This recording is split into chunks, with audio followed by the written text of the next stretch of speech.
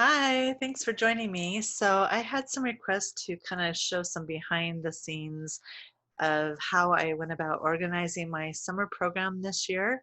As we know, most of us are still teaching online and needing to adapt on how we do things. And so I thought I would kind of share what I did and why I did it the way I did it and how I went about organizing it all. So, in a normal summer, my students would choose between attending an in person camp workshop or a practice packet, which included recorded video lessons, or for an extra fee, they could do both. And in the past, I had these things mandatory if they were continuing in the fall. This past year, I changed things up and added up to my tuition to include my summer program. So now they don't need to worry about any summer tuition because it's already paid for. Um, anyway, so as you know, this isn't a normal summer. So I decided to go ahead and send them both options with no extra charge. Um, since it was kind of just one of those years, I thought it would be something that I wanted to do for them for being rock stars through this big change that we all had to go through. So I knew many of my families needed a Zoom break, and so did I. And I decided to provide my practice workshop in a recorded format that they would be able to access on their own time over their summer break. I thought I would walk you through the behind the scenes of how I organized everything. So this is going to be in two parts because they received summer video lessons as well as the summer practice workshop. So I thought I would go through how I did both of them so you could kind of get an idea. So first, let's talk about the summer video lessons. I set aside 4 hours to crank out 20 lessons. My tools were the exact same tools that I use as if I were teaching an online lesson live with a student. I had my laptop. I used Zoom as my platform to record because Zoom has the screen share feature and annotation, has the whiteboard, and has pretty much all the tools that I would want. Um, I had my iPad for an overhead camera. I had my condenser mic, which is what I'm using right now to do this video. Um, and then Tanara I used as a platform to host everything so they can grab what they needed for the video lessons and for the workshop. I've also in the past have used the software called Classroom Maestro, which is by Time Warp Technologies. It's a great software to check out if you're not familiar with it.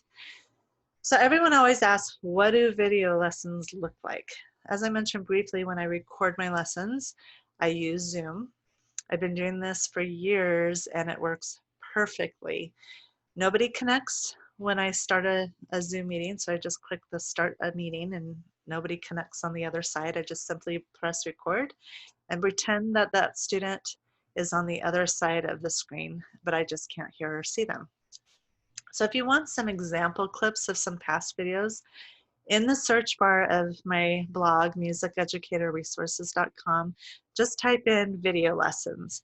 Then look for the posts called Video Lessons Through Tanara and watch the second video. In the second video, I share several example clips of some, just short clips of some videos that I've done in the past. And then you can also watch a really old one, I think it's like 5 years old now, from a post called Tech Tuesday Video Lesson Example. And yeah, I've come quite a ways since that one, but you can get an idea from it. That one's pretty basic, and most of mine are pretty basic, but I do throw sometimes, like I said, I like to screen share or annotate or something. Keep in mind, they do not have to be fancy at all, and you don't want them to be too long. 10 minutes max is what I try to limit them. And for my more immediate or intermediate or advanced students, I may have to go up to 15 minutes, but always keep in mind short attention spans. Most students don't want to sit for a half hour watching a video lesson, so keep it short, 10, no more than 15 minutes. I also don't typically bother editing the videos for the ones this year I didn't edit at all. When you edit videos, it does take more time. If I was bombing a particular video recording, I would just stop and redo that recording. Usually when I start bombing, it's towards the beginning anyway, so I haven't gotten that far into it. But if I mess up, if I do like a little mess up with the, when I'm playing their piece, I usually just point out I messed up and let my students know that this is what happened. If I know why I messed up, usually it has to do with fingering or something, I'll explain, I didn't catch finger number 4 here, or whatever. So I would point out the reason why I might have messed that up. This is, and then they should pay particular attention to it, because if I messed up, chances are that that might be a tricky spot that they need to really watch out for. And then I also think it's okay for students to see that we aren't perfect either. Once I had my videos recorded, I then uploaded and organized them inside the Tonora platform, which it's an online platform that I use with my students. You don't have to use Tonora. Before Tonora even existed, I've been doing this for years. So before it existed, I used YouTube for my video platform and Google Drive for like PDFs or anything like that they had to access. So simply adapt what I'm showing you with whatever platform you use or want to use. Since I did use Tonara as my platform, I thought I would walk you through that process inside that platform so you could see what it looks like, but also, keep in mind you can do similar things in whatever platform you have. So let's go ahead and go inside Tonara so I could show you how I organized everything. All right, so when you log into Tonara, the first thing I do, I already have my videos recorded. They're on my computer from recording them on Zoom already. So from my laptop, I just click on my media. And then in the right-hand corner, upper right-hand corner, there is create folder and upload. Now, the first thing I did was actually create folders. So if you'll see down here, and so you just do that and you write the title of your folder. So you'll see down here, it will say summer videos early, summer videos intermediate, summer videos late. So I did 5 sets of summer videos, 4 videos per set. So that's why I had 20 recordings. So if I click on summer videos early intermediate, you'll see the videos down here. Actually, this is summer videos early elementary. EE stands for early elementary. Anyway, you'll see the 4 videos down here. And now, if I hadn't uploaded it yet from just creating the folder, if I created a brand new folder, this would be empty. So I would go ahead and click upload and then take the video from my computer. Now in here in my media under this folder, I have a PDF that I want them to download. I'll show you all this under a student in a minute, and then the 4 videos. So this will allow me to create an assignment really easy, having these already in folders. Okay, so now I'm going to go to repertoire because I created assignments for these. So if you're creating an assignment from scratch, you would just click create assignment and go from there. But since these are already created, I thought I would just scroll down and find my summer videos. You could always type in this search bar. That's what I actually usually do. To find them quickly, I just put summer, and there's my 5 sets that I did. So let's click on the intermediate level, and then let me just skip this over. So we have our assignment. So I have everything organized here. They have all the summer videos, all their pieces were on Supersonics Plus this year. If you're not familiar with Supersonics Plus, it is a website by Daniel McFarlane. He has really fun and awesome music. It's a subscription that is totally, totally worth it. Ton of music. So I have a little video navigating how they can find their music. They just go to the bookmark. Matter of fact, I'll show you what my students are doing, so you can get an idea there too. So navigating Supersonics Plus, I have a video on explaining what the practice buddies are for this summer, and then the 4 video lessons right there. I also created a checklist that I want them to print out first, so just to keep them on task. So there's that checklist, they can print it out. And it says, and I give instructions. Before watching the video lessons, have a pencil ready to make any notes as needed. Remember, you can use the pause and rewind button as often as you need. Watch the following 2 videos first, and then I give them their information, how to log into Supersonics and other things.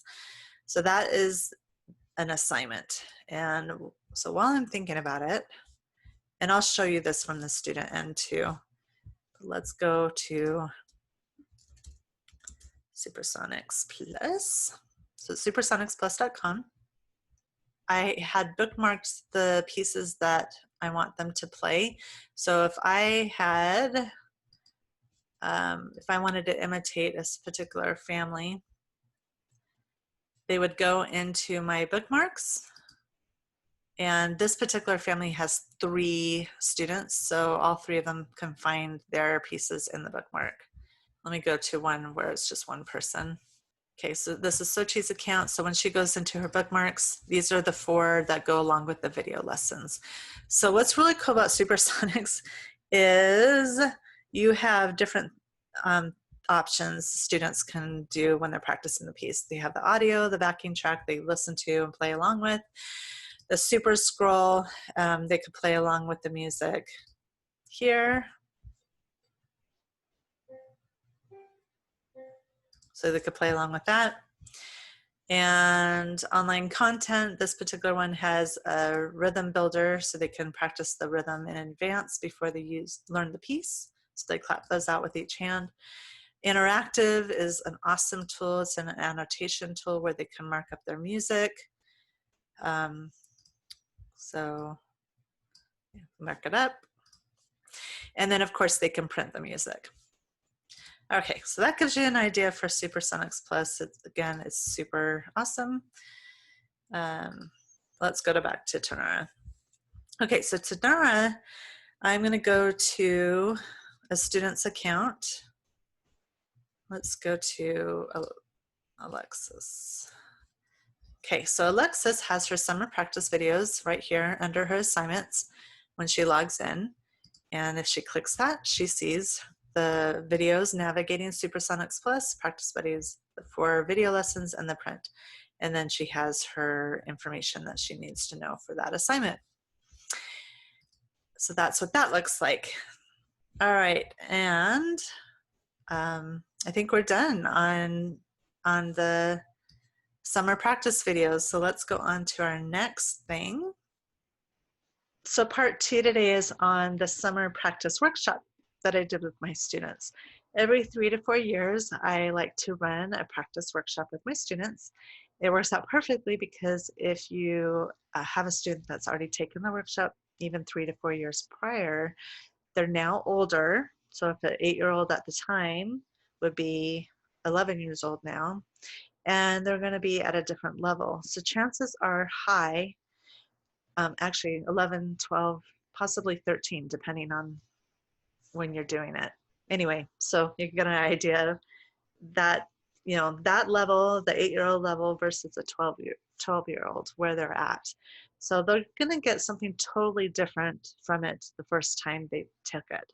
And then if they take it again, say like the second time they took it at 8, and say like the second time they took it at 12, well, the third time they might take it at 16. And again, the experience is going to be very different because of what they're working on and the level that they're in. They're going to take things away from it that maybe they didn't do when they were 12 or 8. So I was already planning on running my practice workshop this year. It had been at least a few years, and I was already planning on giving a recorded option for my students who would prefer that option. I did this actually last December for our holiday camp, and half of my families chose a recorded option versus coming to the camp in person. And this actually surprised me. And so then, of course, COVID-19 hits this year. And since it was already on my radar to record this workshop, I decided to go ahead and record the workshop for everyone. Like I mentioned before, I think we were all getting a little bit of Zoom fatigue and needed a little bit of a break from being online. So if you're interested in running a practice workshop with your students, I already have lesson plans all done for you.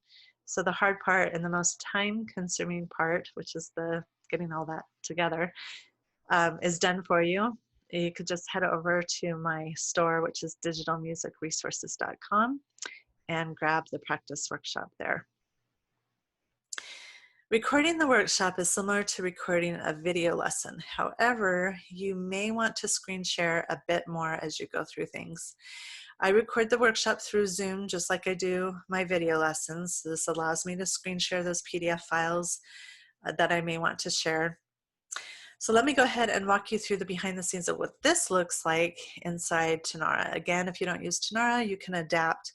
Before I mentioned what I used before, but I'll tell you, Tonara has made it so much better.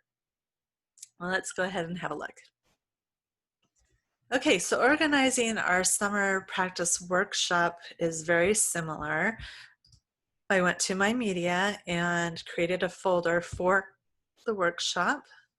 So if I called it a practice workshop, so right there, and then you can see there's a lot in here. So I separated my workshop into small video chunks because I did not want them to watch like this hour-and-a-half video. I think it ended up longer than that, almost 2 hours. I did not want them to sit there and have to watch a 2-hour video on practicing. So I separated everything into little bite-sized video chunks. And then all these right here are PDF files that I downloaded for them. So I created that folder first, and then of course I made an actual assignment. So I'm going to go into somebody's account, and let's go to Andrew's. So if we go into practice workshop, you see the introduction I have. We'll just take a little quick look at that. So when I click on that, they'll have a video right here. And hello, and thanks for joining me for our practice workshop. And so I'm talking, and as I'm talking, I also am screen sharing. I think an Olympics athlete does that. Anyway, so kind of some visuals there to keep their engagement going. We talked about common practice flaws. So again, these PDFs right here on the common practice flaws are included in that practice workshop. So you could just screen share them when you're using Zoom, super easy. A video on bridging, on how I recommend when they bridge their pieces. Bridging is a great tool for when students are having a hard time flowing from measure to measure, especially like in a piece that may be 3/4 and they're having that 1 2 3 1 2 3 1 2 3, and it turns into 4/4 instead of 3/4. Bridging is a great practice tool to correct that. So I go through that, and in that particular video I screen shared the Supersonics piece as an example, and just kind of go through some ideas on how it can bridge. This measure and the beginning of this measure. And so I'm able to annotate straight inside the Supersonics video, which is, I love that. And of course, as you can see, all these other practice things. And then I have worksheets that they can download as well. So for example, when there's a couple of YouTube videos that I link to. One's called Practice Makes Perfect. It's a TED Talk. And another one's How to Find Time to Practice. And so I had worksheets that they can print out to go along with those videos to keep their engagement. So they're writing down the answers as they're watching the video. And of course, a checklist to just keep them on task that they can print out. And also, because there's so many videos, they can keep track of where they left off. So the checklist comes in handy for that. And of course, then I kind of explain what I want them to do and what they will find in the practice workshop. I wanted to share is how easy it is to share a particular assignment with a bunch of different students all at once. So if I were going to share this practice workshop and I wanted a lot of students to get it, or even just a few, I would click on this little check mark right here, and then I would click the share button. And then I simply just go down my list and click on their name, and or I could search the student really quick and let's see, and click on their name that way. And then I just click assign to an active lesson, and all of a sudden all those students that I want to have that assignment gets it in one click of a button. I love it. And then the last thing is I created practice buddies because I want practice buddy groups. So I have, when I divided these into the same groups as I did for the practice video lessons, except I added a separate adult group as well. So I have elementary, an adult group, a primary group, early elementary, late elementary, intermediate / advanced. So these kids are all the same level and age group. I don't have any beginner teenagers right now. So if I did, I would group them in similar. Always group first with peers, second with level. So anyway, so the practice buddy groups, the purpose of that is to have them chat with each other and encourage each other, share their pieces that they're practicing, you know, encourage, like I said before, and just they could share their recordings, they can give each other virtual high fives, share stickers with each other. I think I just actually had, yep, a couple in a new group, you know, that's the awesome is a little sticker. So anyway, I love the chat groups, which is funny because that was the one thing that was holding me back a little bit, which is kind of really silly. I hope that was helpful. I just want to close with a quick note on Tenora, since we did dive into that quite a bit. When I first heard about Tenora over a year ago, I actually had no interest. It was probably when I first heard it, probably a year and a half to 2 years ago, maybe, I don't know. Anyway, I had no interest in looking at it seriously. I tend to be a creature of habit, and I also have a hard time with change, so it takes a lot for me to adjust to something new. And get out of my comfort zone. I do have that wonderful habit of staying in my comfort zone, and it takes quite a bit of effort to get out of it. Anyway, so it wasn't until a conference last summer, I think it may have been TMTA, where the Tenora team was talking to me a little bit more, and I was starting to open up a little bit more to the idea, even though I was still hesitant. So I decided, okay, if I'm going to try this, I just need to go all in, put all my students in, and give it a shot. And I told all my students, okay, we are doing this beta test of this platform, and we're going to try it out and see how it goes. And, but the funny thing is one of the big hesitations from trying it, I laugh about it now, but was actually the chat part. At the time, Luann Pope, who was one of the Tenora team members, would show how much fun she was having. She was constantly showing this chat feature of how much she was doing with her students and how they would share these recordings with her, and they would, you know, participate and chat with each other and all this kind of stuff. And it actually was something that I was like, ugh, I don't know if I like this. The reason why is I worried that I would actually spend all this time outside of lessons listening to students practicing. But what's funny about that worry is the first time a student sent me a recording, I can't even explain the feeling I had. It was absolute glee. And then another would send me a recording or something. And then I see students chatting with each other. And even though I wasn't teaching when I was seeing these things, they just brightened my day. They brightened my night. I was all smiles seeing the interaction that was going on. And occurred to me pretty quickly that not only was this a great organizational tool, but also a great community tool. It was an instant practice support group.